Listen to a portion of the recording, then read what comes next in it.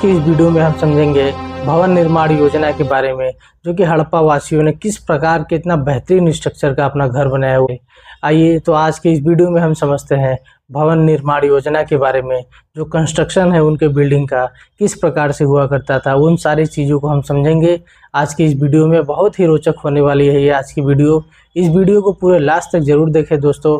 आज आपको कुछ नया मिलने वाला है कि घर वो लोग किस प्रकार से बनाया करते थे, घरों में क्या क्या चीज़ें हुआ करती थी, कितनी बेहतरीन स्ट्रक्चर से एकदम प्लान वे में हड़प्पा वासियों डेकोरेटिव चीज़ों का ध्यान रखते थे। इस वीडियो को पूरे लास्ट तक जरूर देखिएगा। चलिए दोस्तों शुरू करते हैं। तो हड़प्पा वासी अपने घरों का निर्माण करने के लिए जिस ईंट का प्रयोग करते थे, उस ईंट का रेशियो हुआ करता था दोस्तों 4:2:1, यानी कि उसका लंबाई, चौड़ाई और ऊंचाई का जो रेशियो हुआ करता था वो 4:2:1 हुआ करता था। यदि बात करें तो जो एक्सकवेशन के आधार पर जो मिली ओरिजिनल ईंट है, उसका जो सेंटीमीटर में माप है दोस्तों, वो 24:14:7 के रेशियो में मिला हुआ है। 24:14:7 के रेशियो में, और ये सारे माप जो है कि वो सेंटीमीटर्स के अंदर मिला हुआ है। हड़प्पा सिविलाइजेशन का इतना बेहतरीन और इतना रेशियोमेटिक तरीके से उनके ईंटों का बनाया गया, और इसी ईंटों से वो अपने इतने बेहतरीन स्ट्रक्चर को बना करके पूरी दुनिया को चकोचौंध में डाल दिए। इतना बेहतरीन नमूना जो कि किसी भी विश्व के हड़प्पाई सभ्यता के आगे फेल। हड़प्पा सभ्यता बेसिकली जो उनका पूरा स्ट्रक्चर हुआ करता था नगरों का या उनके भवनों का बात करें तो उसको दो पार्ट्स में हम डिवाइड करके देख सकते हैं। एक होता था पूर्वी भाग, एक होता था पश्चिमी भाग। पूर्वी भाग और पश्चिमी भाग को यदि दोस्तों हम डिवाइड करके देखें तो पूर्वी भाग को लोअर टाउन के नाम से जाना जाता था और पश्चिमी भाग को अपर टाउन के नाम से जाना जाता था। अपर टाउन को ही हम लोग सिटाडल कहते थे। वो ज़मीन के बेस लेवल से एक हाइट पे उठा करके बनाया जाता था। इसलिए बनाया जाता था दोस्तों क्योंकि बाढ़ वगैरह या अर्थक्वेक ऐसा कोई भी आकस्मिक घटनाएं होती हैं तो उनसे उसको बचाया जा सके। क्योंकि उस सिटाडल पे समाज का प्रशासनिक वर्ग रहा करता था, जो कि फाइनेंशियल या तो आर्थिक रूप से थोड़ा सा मजबूत हुआ करता था। इसीलिए उनको सिटाडल में वो लोग अपने आप को बसाया करते थे। और जो समाज का सामान्य वर्ग था उसको हम नॉर्मल या तो फिर कह सकते हैं कि लोअर टाउन में बसाया करते थे। और वहाँ के जो घरें हुआ करती थी दोस्तों, घर बेसिकली आपस में सट के बना करते थे। एक घर दूसरे घर के जस्ट सटा हुआ करता था, फिर उससे तीसरा घर, फिर उससे चौथा घर। उसके अंदर हम ये देख सकते हैं कि एक घर छोटा है तो दूसरा घर बड़ा है। इसका मतलब ये है कि वहाँ पर किसी भी प्रकार को लेकर के भेदभाव नहीं देखा जा सकता है। हालांकि भेदभाव तो समाज के अंदर रहता है। घरों का इतना बेहतरीन तरीके से संयुक्त होना, लेकिन मोहनजोदड़ो के अंदर यदि हम बात करें तो मोहनजोदड़ो के अंदर घर संयुक्त रूप से नहीं पाए जाते थे। घर के बीच में, एक घर के बीच में दूसरे घर के बीच में थोड़े से गैप मिला करते थे। और वहाँ पे गैप इसलिए रहता था दोस्तों क्योंकि आवागमन के लिए एक पैसेज का मार्ग वो छोड़ दिया करते थे। क्योंकि एक घर के पीछे यदि कोई भी साफ सफाई का काम है तो वो आराम से जाकर के कर सकते थे।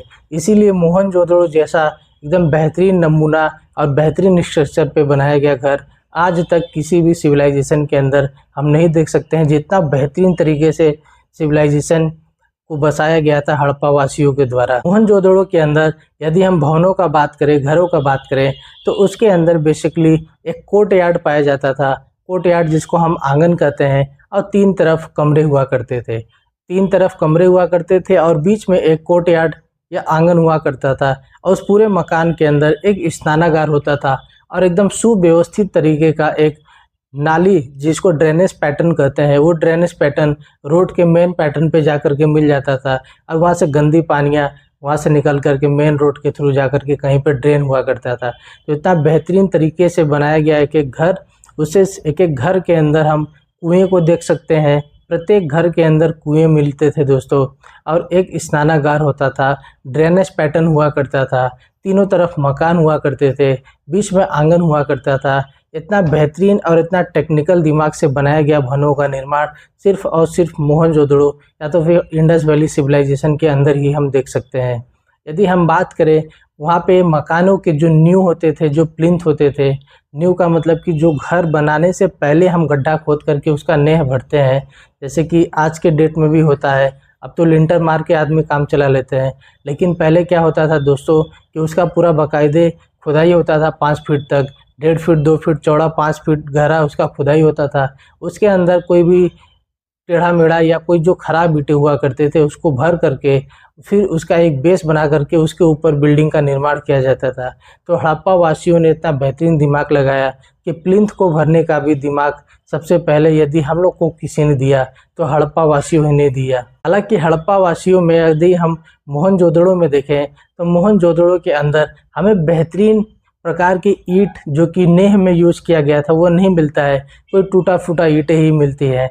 मतलब कि जो मुख्य ईंटें हुआ करती थी उससे तो भवनों का निर्माण किया जाता था, लेकिन जो टूटा है, लंगड़ा लूला ईंटा है, अद्धा है, टुकड़ा है, उससे क्या नाम है वो लोग अपने नेह को भर देते थे। आज के डेट में भी ऐसा ही होता है, जो लंगड़ा लूड़ा अद्धा टेढ़ा व कुछ का ईंटा होता है उसको ले जाके लोग नेह में भर देते हैं। नेह को भरने के बाद जब मकान को बनाते हैं तो उसमें अच्छे प्रकार के ईंटों का इस्तेमाल करते हैं। लेकिन दोस्तों मेरा तो यही सुझाव है कि प्लिंथ के अंदर, बेसमेंट के अंदर बढ़िया मटेरियल यूज करना चाहिए, तो कि मकान उसी पे जाकर के बेसिकली टिकता है। यदि बात करें तो डेकोरेटिव ईंटें का, तो डेकोरेटिव ब्रिक्स जो हमें मिलता है वो कालीबंगा एक्सकवेशन के बाद मिलता है। एक्सकवेशन जब कालीबंगा का करने पहुंचे आर्कियोलॉजिस्टों ने वहाँ पर देख करके हैरान हो गए कि इसके प्लिंथ के अंदर, इसके नेह के अंदर इतने बेहतरीन प्रकार के ईंटें इसके प्लिंथ के अंदर लगाया गया है। वहाँ के भवनों को देख करके तो और भी चकाचौंध रह गए सारे पुरातत्वविद। और उसके बाद वहाँ पे जितनी भी ईंटें मिली हैं उस ईंटे के ऊपर जो अलंकृत पैटर्न है वो इंटरसेक्टेड सर्कल्स का है, प्रतिच्छेदित वृत्त, मतलब कि एक सर्कल दूसरे सर्कल से कटा हुआ है।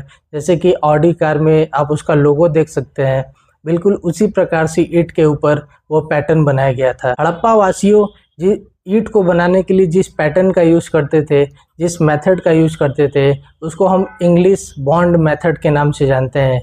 जी हाँ दोस्तों, इंग्लिश बॉन्ड मेथड के द्वारा हड़प्पा वासियों के द्वारा अपने ईंटों को पकाया जाता था और इस पके ईंटे को वो लोग कुछ पकाने के बाद उसका भवन निर्माण के अंदर यूज करते थे। एक आर्कियोलॉजिस्ट हुए मैके, इसके बारे में मैं बहुत पहले भी बता चुका हूँ। अर्नेस्ट मैके एक आर्कियोलॉजिस्ट हुए जिन्होंने मोहनजोदड़ो से एक चूना पत्थर यानी कि लाइम स्टोन से बना हुआ साउल सूत्र को प्राप्त किया है। साउल सूत्र क्या होता है दोस्तों? तो साउल सूत्र आज के डेट में भी यूज होता है, जिसे हम ईंटे को एकदम सही तरीके से जोड़ करके सीधा रखते हैं। जी हाँ दोस्तों, ईंटों को अगर सही जोड़ना है, आपको एकदम सीधी लाइन में जोड़ना है, एकदम मिला कर कि कहीं दीवार टेढ़ा ना हो जाए, तो दीवार को सीधा करने के लिए जिस उपकरण का प्रयोग करते थे हड़प्पावासी, उसको हम साउल सूत्र के नाम से जानते हैं। ये आज के डेट में भी बहुत ज़्यादा प्रचलित है। यदि आप मकान बनते हुए देखेंगे तो आप साउल सूत्र का प्रयोग करते हुए देख सकते हैं। यदि आप साउल सूत्र को जानते हैं दोस्तों तो कमेंट बॉक्स में हाँ कर दीजिएगा। हड़प्पावासी जो थे बेसिकली वो अपने भवनों को यानी कि अपने घरों को बनाने में ज़्यादा डेकोरेशन का दिमाग नहीं लगाते थे। हो सकता है कि शायद वो व्यापार और वाणिज्य में ज़्यादा व्यस्त होने के कारण अपने घर को ज़्यादा डेकोरेटिव पैटर्न पे नहीं रखा करते थे।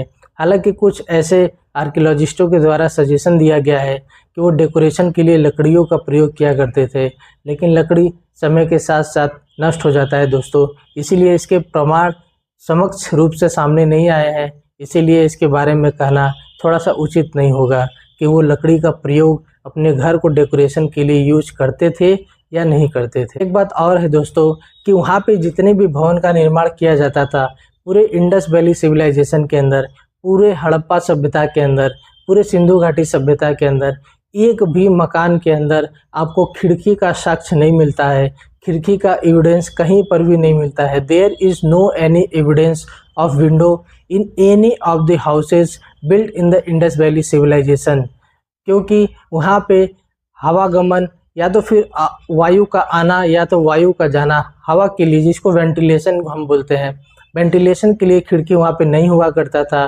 बेसिकली वहाँ पे जितने भी दरवाजे हुआ करते थे और वो दरवाजे सड़क के, मुख्य सड़क की ओर न खुल करके वो गलियाँ की तरफ खुलती थी।